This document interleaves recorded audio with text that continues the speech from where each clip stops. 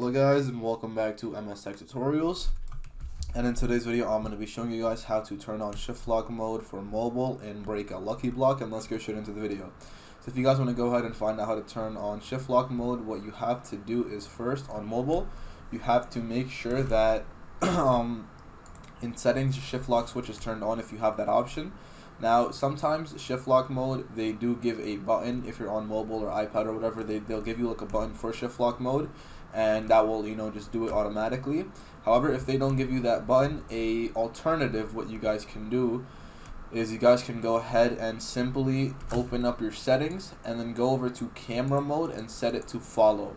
Once it's set to follow, that should be the alternative to shift lock mode, and you guys can try doing that. You can always try playing around with the other camera settings as well if you like those better, but I believe follow should be the one for shift lock mode, the alternative.